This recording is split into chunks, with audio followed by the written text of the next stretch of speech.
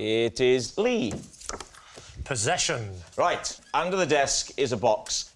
So pop it on the desk very carefully, like that.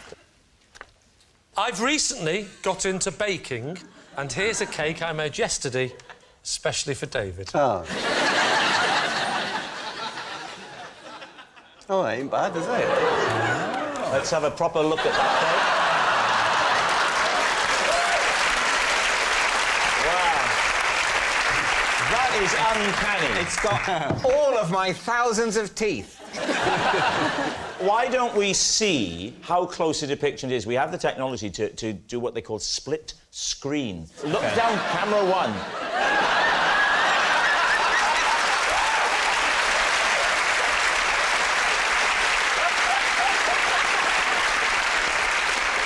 OK, so talk us through what's gone into making that cake. Well, what do you want to know first? How you made it. OK. Right, first of all, I made the cake bit. Let's call it the cake bit, right? I made the sponge. That's the word. I made the sponge How first. do you make a sponge? How don't you make a sponge? How do you make a sponge? Now, let's do how don't you make a sponge.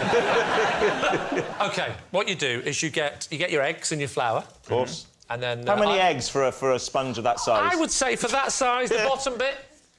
Or the other bit, really, they're the same size. Oh, no, they're not. They're not, David. Your bottom is a lot bigger than your top are. For the bottom, I use about... I would say I use about 6 eggs for the bottom. Nadia, 6 eggs for the bottom, yes or no? So 12 eggs altogether? No. Yes. No. Yes. I didn't say how I'd made the top sponge.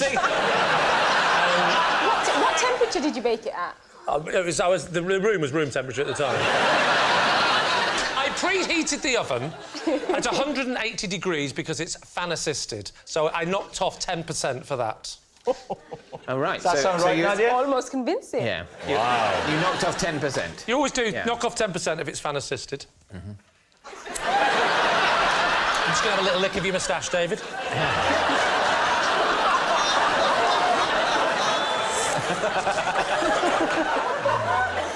I hate to say it, Lee, but you've slightly spoilt my present. Wait till you eat it and you pass out and wake up in my cellar. So, 6 eggs per sponge. No. 3 eggs per top half and bottom half. OK. All right. How long do you leave that sponge in? I would say... What I tend to do is I don't do it the traditional way of timing it. I keep a good eye on it, and I wait till it's sponge-like and take it out. OK. It takes about... I'd say it took me about... Half an hour, 40 Nadia? minutes. I mean, unless you bake, you don't know when you've got a fan-assisted oven... It's difficult, isn't it?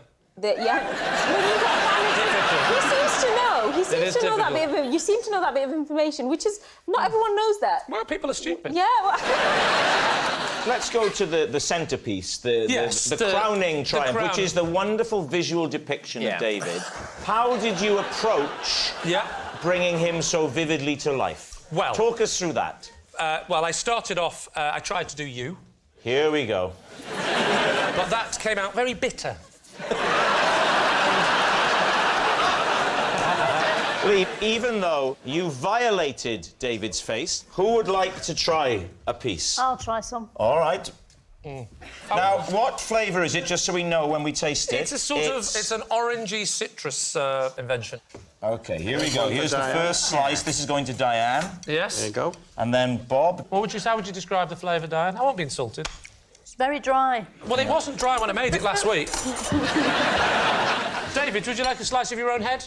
Yeah, Nadia, you be the judge. Listen, don't hold back. I can take it. You can all have this. It looks like cake and it tastes like cake. But it acts like a carpet. It's dry enough for me to believe that you might have made it. What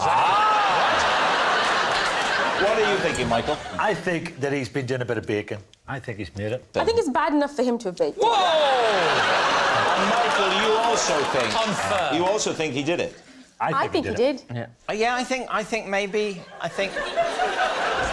This is cutting your eye.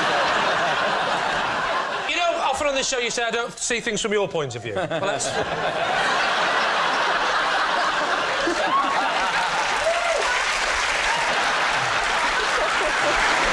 Was it the truth, or was it a lie?